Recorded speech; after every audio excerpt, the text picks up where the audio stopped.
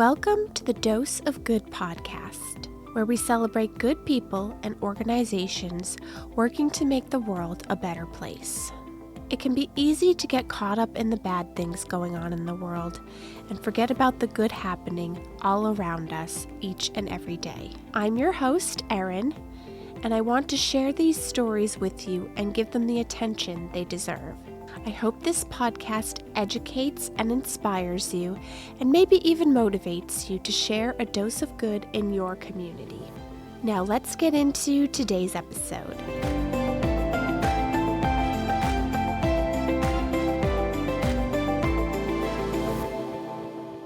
Today's episode features Hope on Haven Hill.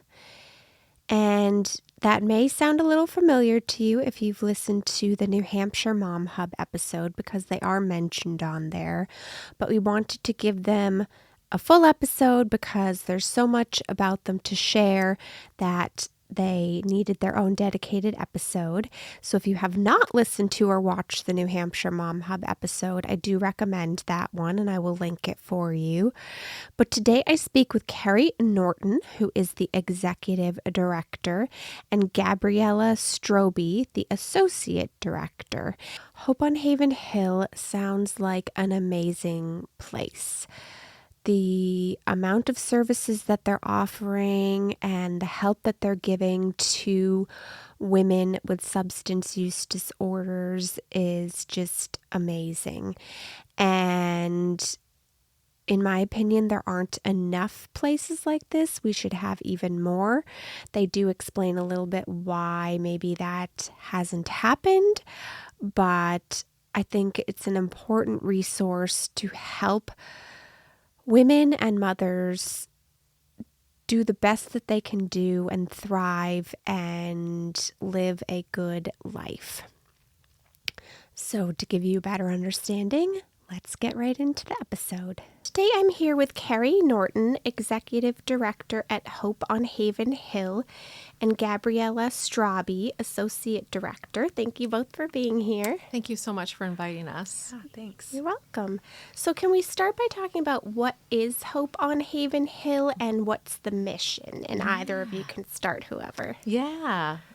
Take it away. Hope on Haven Hill is a nonprofit in New Hampshire. We service the entire state, and our mission is to support recovery for pregnant and parenting women, and we do that by ensuring that they have access to quality care and treatment services. We have been open now for almost 9 years. We opened with our first program, a residential program, which most people think of as like rehab. So when they think of inpatient rehab, for substance use disorders, but it's specific for pregnant women or women that have babies or children with them. Oh. So it was made in a beautiful old farmhouse that we renovated, and that was our first program. And we quickly realized that, we had a wait list. We had women that needed interim services. We realized that women didn't all need that level of care. And so we opened outpatient services. We realized that all of the women that we were caring for, because we're servicing the state of New Hampshire, were most vulnerable because they were homeless or imminently homeless. And they were doing really wonderful with treatment.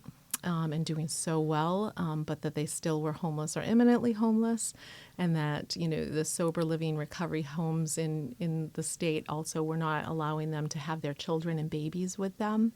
So we did, in 2019, open Abby's Place, which was our first recovery housing program. It was so great to be able to do that as well. It was made because of another type of podcast or mom blog, Glennon Doyle and Abby Womack. I was kind of a super fan of Glennon, and I used to write to her before we opened saying, I'm going to do this project. When we open, you should come see us. When we opened, I wrote, we opened, you should come see us.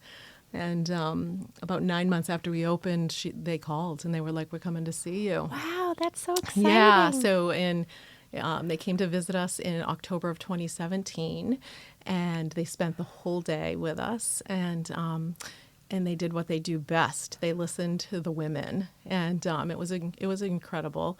And what they heard was what we had been noticing, but like it's always better to hear from the people that are being cared for, right? Like, what do you need? Yeah. Like, we can guess, and we're usually pretty on, but the women were like, we can't, there's nowhere else for us to go after here. Like, where Yeah. can we go? And so about a week after they visited, they called and said, we're going to do a flash mob for you, and to raise money so you can buy a house so that they can have recovery housing. Oh, wow. And in 24 hours, they raised almost $200,000 for us to be able to do that. So it was amazing.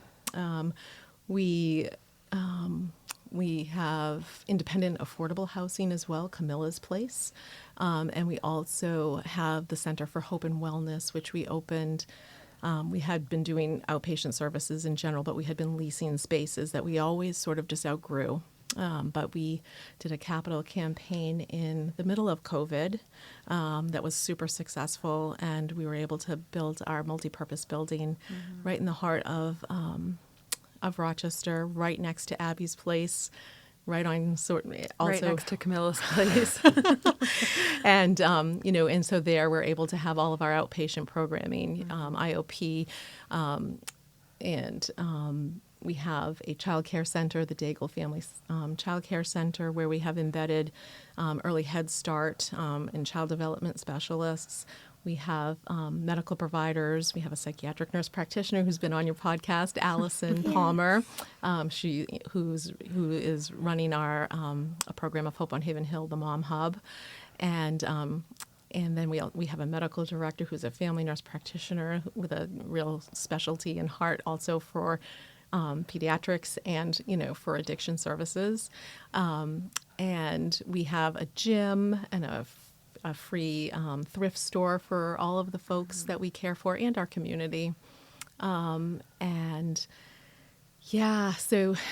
that's Hope on Haven Hill. Yeah, well, thank you. That's an incredible story of kind of how you got started in some way, and just hearing everything that you offer, and hopefully we can get in a little bit more detail, but it sounds like you're offering so much for these women and kind of all facets, so I do like to kind of get to know the people behind these organizations. So if you could tell me a little bit about how you got involved with Hope on Haven Hill and what your role entails, and we can start with you. So I went to UNH, and I had an internship program that was for the homeless center for Stratford County, which is now called the Home for Now Center, right in Rochester. And when I was completed my internship, I was looking for a job, and the executive director there, Tracy, was like, I have a great intern, and referred me over to Carrie, and I applied for a case management job over at Hope on Haven Hill, and it kind of all fell into place after that. I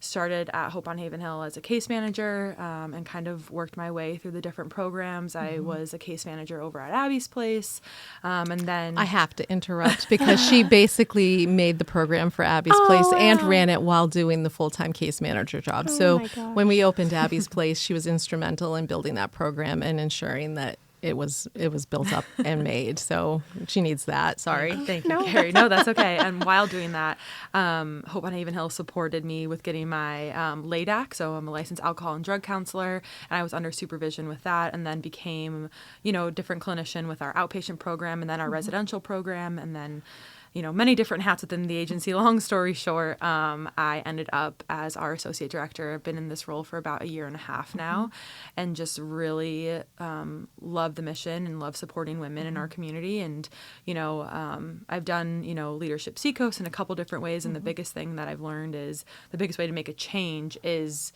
in the community, boots on the ground with the people that you're servicing. And, that is the beauty of Hope on Haven Hill, is that we're not this big for-profit. We are hands in the community, like walking up and down Charles Street and involved and embedded, which is, something that I really love to do, and aligns with the mission of the agency. But I graduated from UNH with my bachelor's in social work, and then went and got my master's in public administration, and I'm not from the area, so I've been here in New Hampshire for about 11 years now, and I think at that point I can consider myself a New Hampshirean. Oh, yeah. Well, that's great. Thank you for sharing. Yeah, thanks.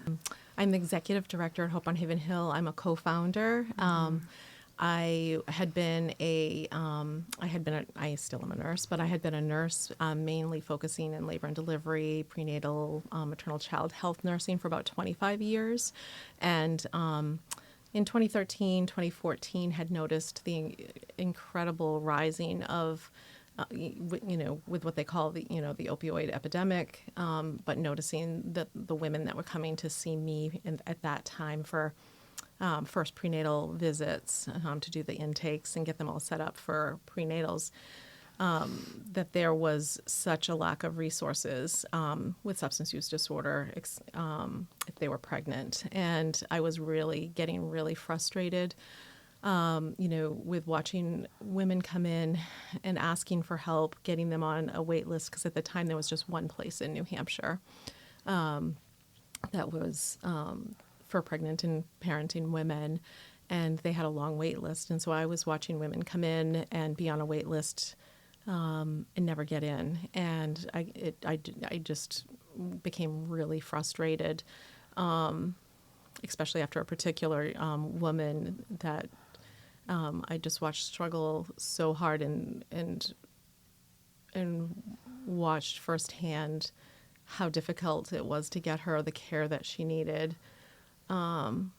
It was really, and that's another reason that we named the recovery house. We named it after her, Abby, just because of how hard it was and the struggle and the lack of resources that women were having, and I was watching them ask for help. And I remember reading different, comments and hearing people talk about, like, why don't people ask for help? Well, I don't understand. And I'm like, people are asking for help. There's not enough help to have, right? And it felt really personal for me, because I was like, if they're asking for help and there's no help, like, I feel like it's on us. Like everybody's thinking and demanding that, well, if you ask for help, you should ask for help if you've got this problem. But then what when there's no help? So it felt really personal for me. And I think even layered with that too, we're working with women and mothers, and I think a lot of mothers can resonate with the fact of how hard it is to to work and find childcare, to go to doctor's appointments and do all the things that they need to do while managing a household and all of these things. And so coupled or doubled on top of that is our women with substance use disorders trying to manage that while also being a parent and a mom too, and all of those barriers that come with it. Yeah, that's one thing I was wondering about, because it seems like there still aren't a lot of places or places like Hope on Haven Hill and resources for these women. And it's amazing that you exist and are doing this for them and a place for them to go. But in your experience, why aren't there more options for people in the state of New Hampshire, or why is it, such a challenge for them to get help? I have opinions. Okay. I have a lot of opinions. I mean, Sure. I think that in general, like there's, and this comes from, because I asked that specifically before we opened, but and everyone, I was used to it because I worked in the world of OB and pediatrics, which is high liability, but it's high liability. So it's really expensive to be able to do it. Yeah. And we're nonprofit, but there's not so it's high. It costs a lot of money to run it safely and to, and so there's not a lot of treatment programs in general if they're not for profit. Because it's a hard program, and a lot of liability. I was used to that because to me, I was always in women's health, and I was like, well, it matters. Women still deserve, just because they're high risk, and it costs, just because it costs 50 times more to insure, a program, it should happen. But a lot of it is just liability. It's also there's a lot of stigma. So even the women in our, in our program, I've had so many women say that even among folks that they were even in addiction with, they were the worst. Like they were looked at as the worst because they, how could you do this to your, your unborn baby and things like that.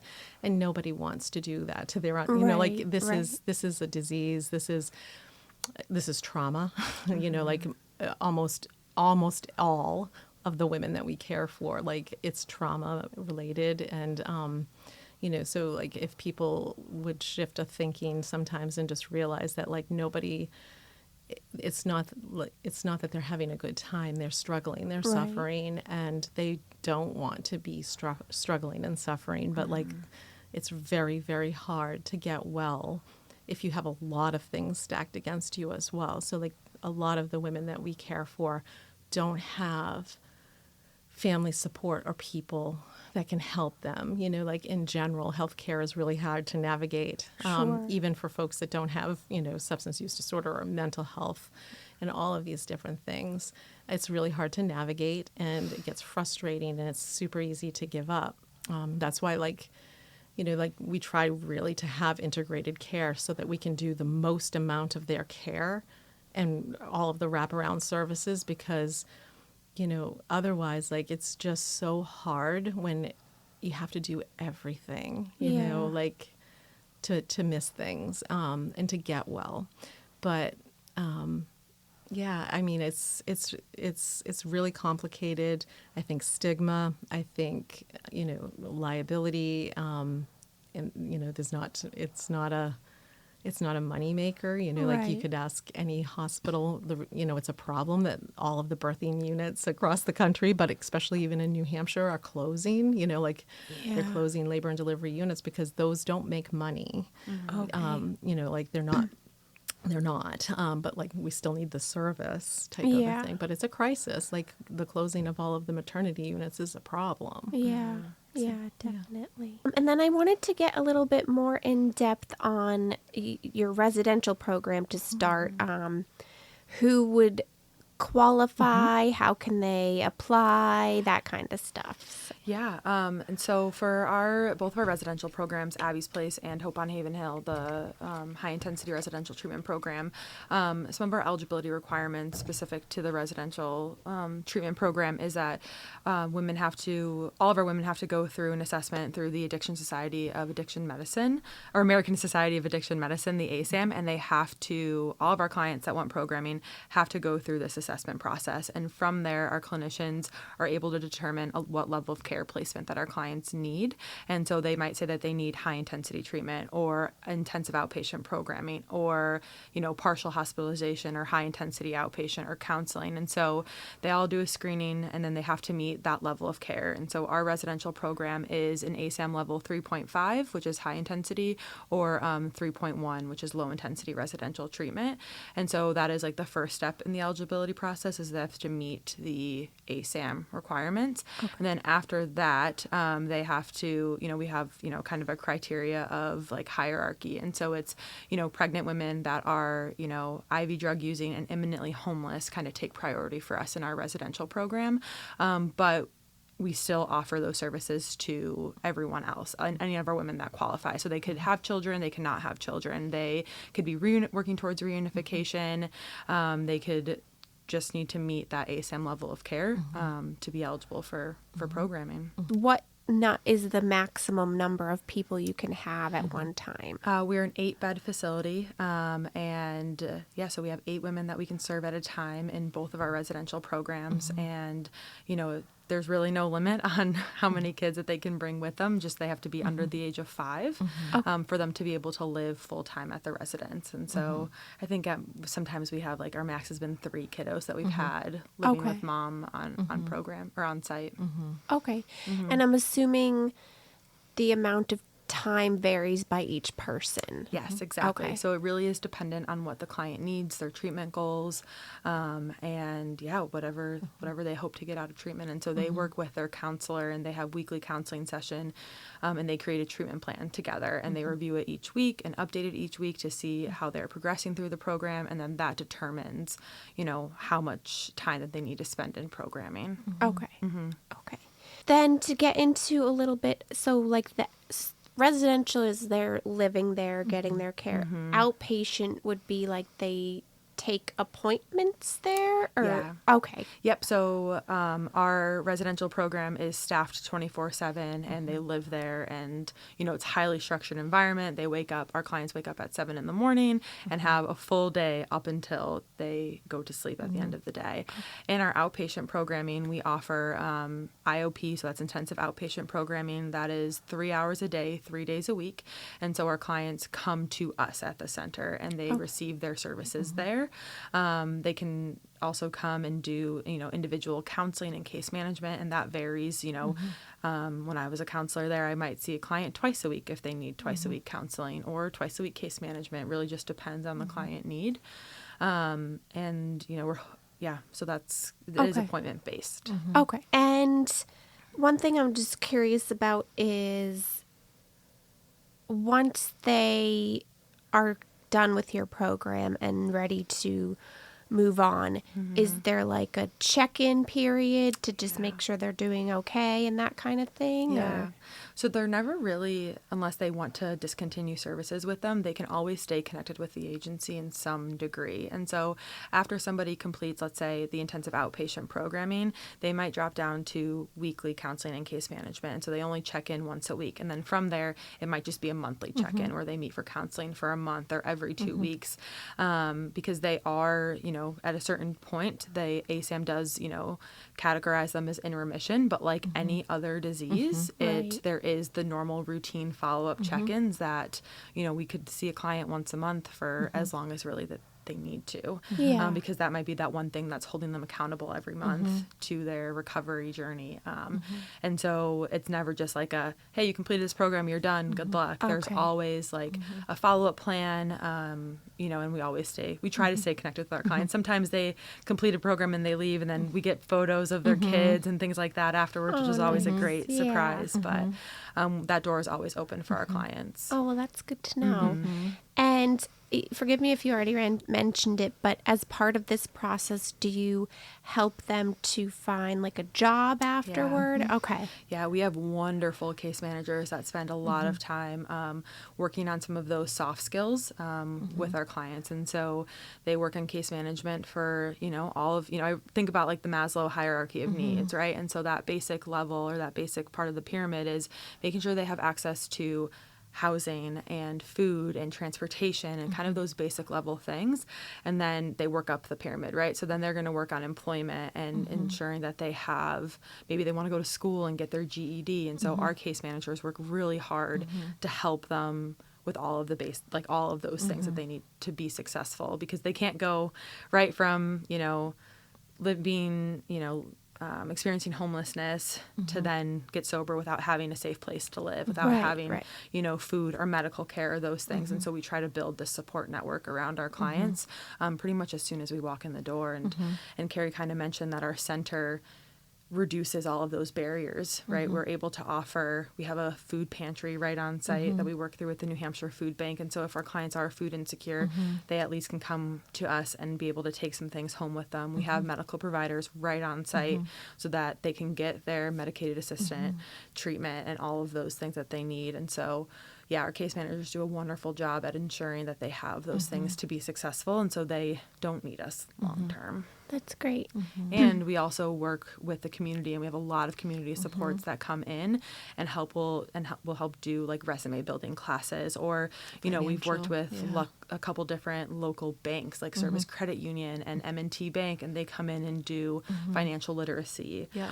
We've worked with like the Thrifty Boutique, and they our clients love to sew because we bring in, we have wonderful volunteers that do a sewing class, but really also trying to build these community support so that when they need to open up a credit card, they know the bank teller at Service Credit Union because they came nice. in Yeah. and did a class for us. Yeah. And trying to reduce some of that stigma Yep. that Carrie was talking about too, of like, there are people in the community that Yep. want to help our women Yeah. and want to do these things. And it's also, kind of breaking down some of those walls with our clients because they think that the world is against them. Right. Yeah. And that there's nobody on their side. Right. And so the more that we can bridge those connections and, help foster that is going to help them feel comfortable to do the things in the community to help establish their independence. Yeah, that's wonderful.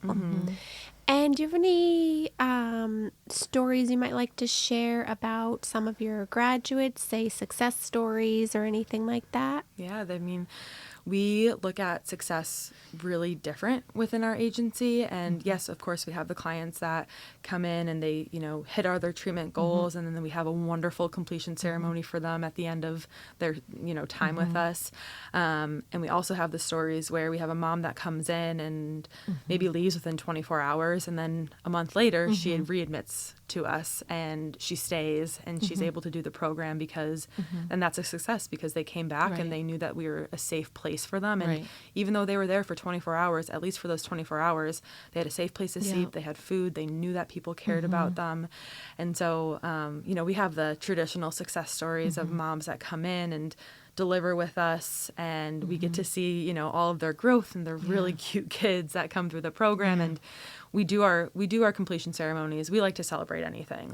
We like to do the holidays really big. We're about to do our annual trunk or treat and Spirit Week, and we really like to celebrate the big holidays. And our completion ceremonies are second to none. We got a little cap and gown, and we have their favorite cake that our food team prepares, and we play the graduation music, and everyone goes around the room and shares well wishes and all like favorite memories, and those are really special moments for us. But I think because the work that we do is so hard, trying to find those little wins of a mom getting on the into childcare, their kid getting into childcare is a huge success for us because we know that's such a barrier. And so when they get into childcare, they'll come into case management and they'll come into a group of like, I got it, I got approved. And like, those are huge moments. That's awesome. Or the reunifications are big successes when they've worked so hard through navigating those systems and all the ups and downs. And then some of the best moments are when those kids get to like run in and be reunited with mom, and they get to do that with us and safe. And those are like some of my favorite moments, just like those little victories and those little wins. It is all of them. For me, I have one of my board of directors. My boss is one of our first graduates. So I have a board of director who, sits on my board now, and she went through our program. And she, she is running, and she's also now an executive director of a women's pregnant and pregnancy shelter. Wow. So, and also like a woman that stayed for 24 hours and might not have even come back, but like, I know there's a seed out there. So like, it's literally all of it, because like, it's really hard on staff, myself even included, when somebody doesn't stay, and we know, because it's life and death. Like, it's life and death. And, we're so worried, but like, I know that might be like the seed of that person, that might be the only compassion and known that somebody cares. Because a lot of times they do call back, but like, like, I think that they're all wins. I think that the successes, like, because I do have, I'm really proud of the staff that we have. And, everybody is so invested in the mission to make sure that no matter how long they're with us for, a day or the entire time, and then running a program and my peer now, that no matter how, that they know that they do matter, that we do care, and we're not judging them. Because, like, stigma is a really big thing. And, mothers in general, it's really hard to be a mom, you know what I mean? And like, and they are great moms, you know what I mean? Like, and I just think about all of the moms that's what we want to be able to have this do, because,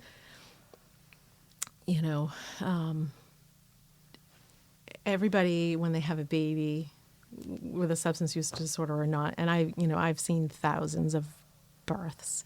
I've had children, I have grandchildren. And when you look at a new baby, it's really, no matter what you've been through, this is a brand new life that you think in your head, this is what I'm going to do, and this baby's not going to have these things, Right.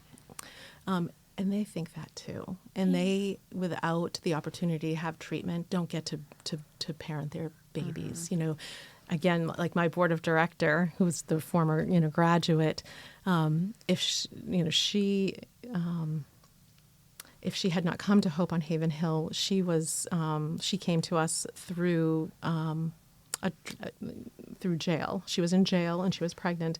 And had she not been allowed by the court system and the judge, she was facing a 7-year sentence. She would have lost her child, not been able to parent in any way. And that happens all the time.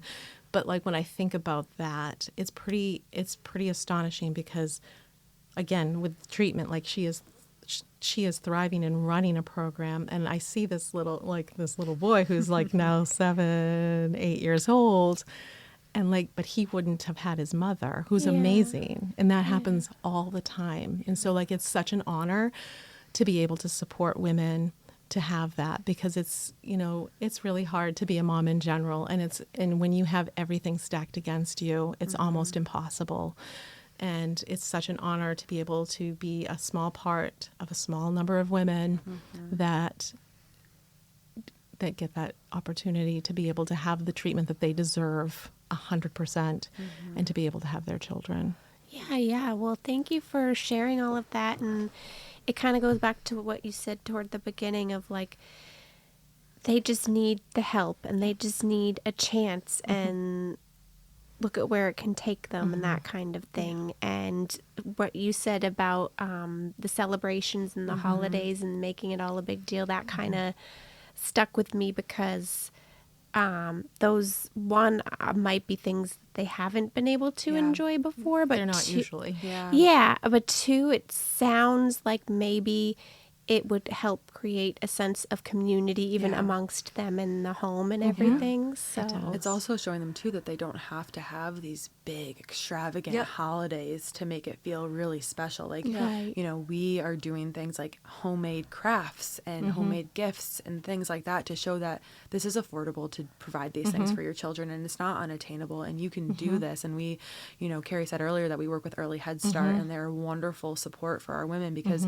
they show them how to use basic household things that you have every day and turn it into these really interactive, developmental activities for our kiddos. And that gets tied into the holidays of because, if our moms have missed out on a couple of holidays with their kids, there's this need and wanting to provide and wanting to make it so special. And of course they do. Right. Yeah. And also realizing that it doesn't have to be big and fancy, and, you can still provide really great things and really great holidays and experiences with the resources that you do have. And so, and we do like to do it big at the houses and the things and make it special because, they're going through a lot of hard stuff. And if we can celebrate and do an Easter egg hunt or do a trunk or treat and, those are the little I'm things. personally really good friends with the Easter Bunny, and It's he has true. never missed That's an awesome. Easter.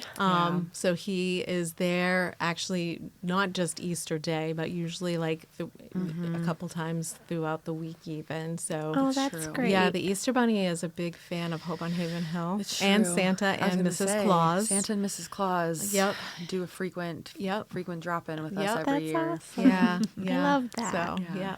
Do you, because I know it's a sensitive area, but do you take volunteers or is that something you can't do? Yeah, no, Okay. we love our volunteers. We have a wonderful volunteer coordinator that manages, I think we have about 30 to 40 volunteers that help in different capacities. Before we left today, we had a volunteer that was picking up our food bank order for us, and a little bit more behind the scenes stuff. And we have wonderful baby cuddlers that come in and provide childcare for our clients. I believe our current board chair was a baby cuddler. It's And true. just fell in love with the agency, and she's wonderful. Yeah. And, there's multiple different ways to volunteer. We're preparing for our trunk or treat, and, our volunteers will help us prepare little goodie bags. Yep. And they're really the pillar, one of our pillars of the organization, and help us do the work that we do. We're a small agency, but we do really big things, and that requires a lot of, everyone wears different hats and a lot of hands on deck, and our volunteers are huge help in We love that. it when anyone has a special skill. We have people that Yes. come in and do sewing. We have people that Yes. come in and do knitting, all these different things. And we do have like different people come in, like even from businesses, like you said, like banks that come in and do financial resiliency. And we've done book clubs in the past, and just different really things that we just want really healthy things to be like a good dose of healthy exposure of healthy activities and things. We really pride ourselves on having environments and homes and places where that our clients and our moms walk into and say, oh wow, like people take care of this place. Like this is a safe place for me to raise my kid. And that is a lot to do with our volunteers. We do days of caring through like Granite United Way, and we have almost 30 to 40 additional volunteers that come in during those times, and they do yard beautification and fall cleanups, and will make us cute little fall landscapes. And Our flower boxes. And those really go a long way, so that when moms walk in, and we have a beautiful yard at our residential facility, and they're like, oh wow, this is so nice. And they painted our playscape, and it's fresh and it's clean, and it makes a huge difference in our clients, because they also see that people care about them Right. too. Yeah. So from the minute they walk in, because I can't underscore that they usually feel like nobody in the world cares about them, because that has been what their life has looked like a lot. And so right off the bat, it's not just staff, but they do see the volunteers. They see the organizations that might drop off eggs or just different things. Yeah. And they start to see, and even our thrift store is beautiful. Like all of the stuff is really, really nice. Like it's really nice. And, they know that like people, they start to first they see it, because they probably don't believe it at first, because it takes a while, right? But like they see it, and then it's really, really wonderful to see like connections, and them to start believe it, that they do matter, that people do care, that they're not what was in their mind, that they're the worst type of thing. Yeah. So if people do want to volunteer, do they go to your website to apply for that? Yeah, we have a little tab on there, and we have like info@hopeonhavenhill.org, and you can shoot that an email or give us a call on our website, and we can help connect you with someone to help support volunteering. We have a volunteer coordinator. Someone always picks up the phone on the first or second ring at the office, and so you can always call our office and we can help connect you. But we're always looking for volunteers to help support in many different ways. Okay.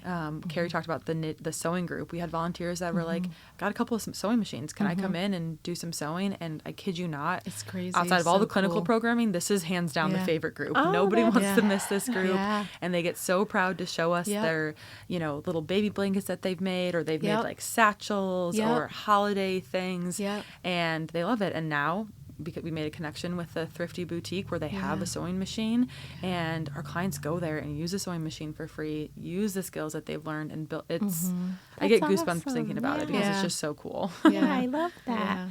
And another thing I was wondering about, just another way of people giving back, do you take donations of like goods or things like that? Or? Yeah, we have kind of a wish list on our website too, and we are just give us a call, and if you have some things that you want to donate, just give us a call, and we can see if we can it's the holidays coming up, so we'll be putting on our Facebooks and our websites specific things that we may need, so keep an eye out for that. But just reach out, and we're happy to help kind of filter through that. I don't even know if this is true, but do we need costumes right now? Because we're about We to do do trunk or need treat. So we are looking for costumes. costumes, I think, adults and and kids. babies and children. Okay, Yeah. good to know. Yeah. Yes. All right.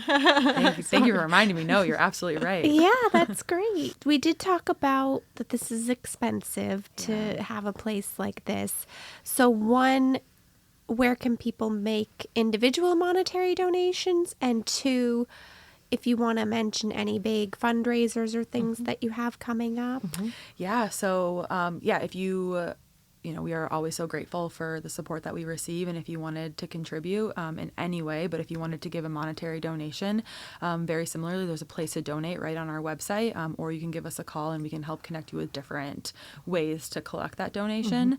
Every year around March, we do March, April, just depending, but we do our annual Hope Springs Eternal Gala, and that is our major fundraising source for the year. And we should have more info coming soon with that. So again, our website and our socials are the best way to stay up to date on that.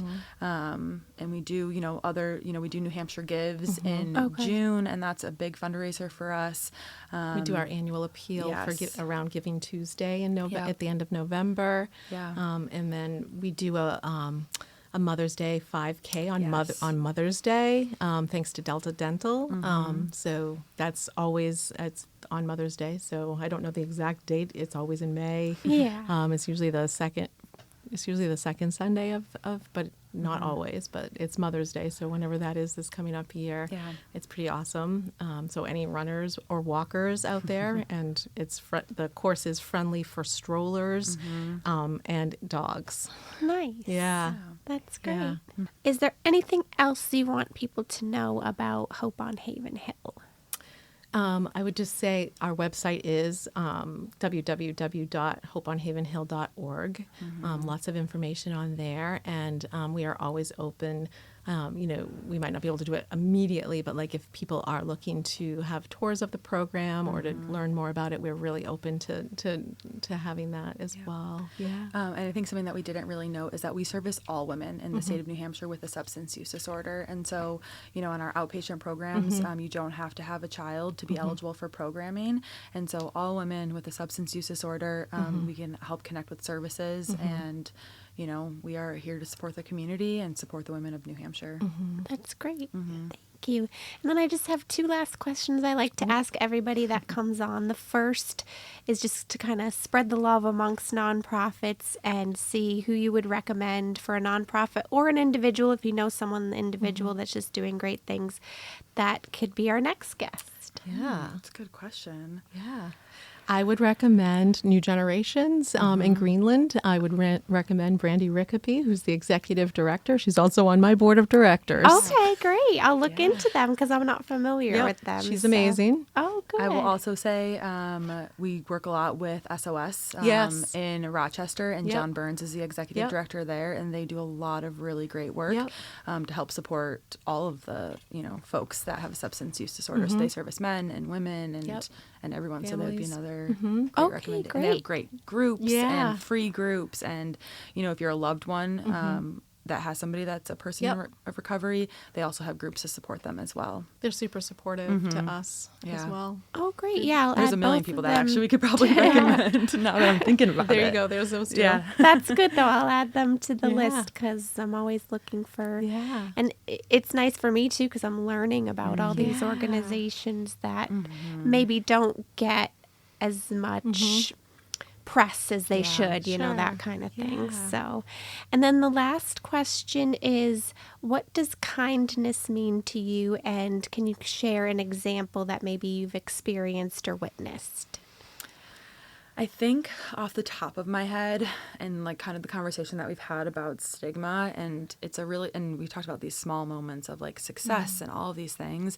I think that for me, kindness is just like the little things of smiling at somebody when you walk past them, or saying good morning and saying hello, because there's so many times that, and especially in this world, that heads are down, we're on our phones, we're not paying attention to the world around us. And, just the little things of like holding the door for somebody and those little things to make someone's day just a little bit better.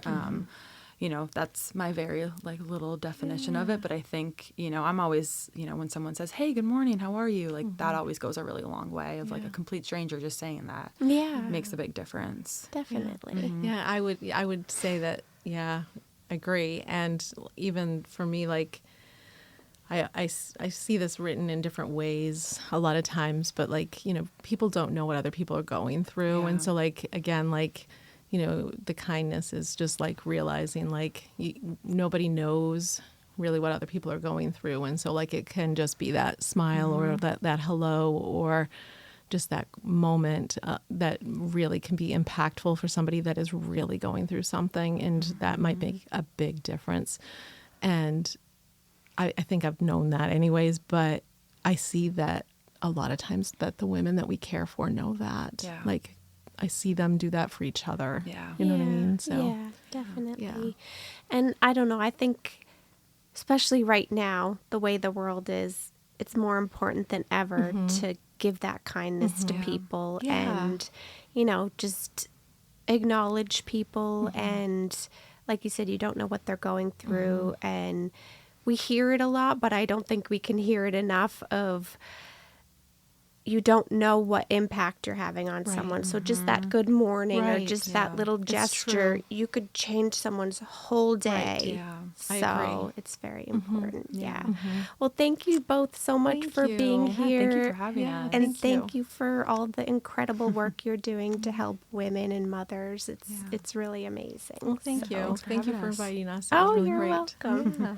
Thank you so much for listening to today's episode or watching if you are on YouTube. I hope that you enjoyed learning about Hope on Haven Hill.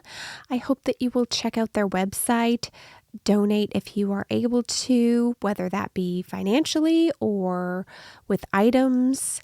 And if you're local, maybe look into volunteering for them. It's important that we get the word out there about these nonprofits and the great work that they're doing, and also share a dose of good for the day. So please share this episode with everyone that you know so that they can learn more about Hope on Haven Hill and maybe they know someone that could benefit from their services.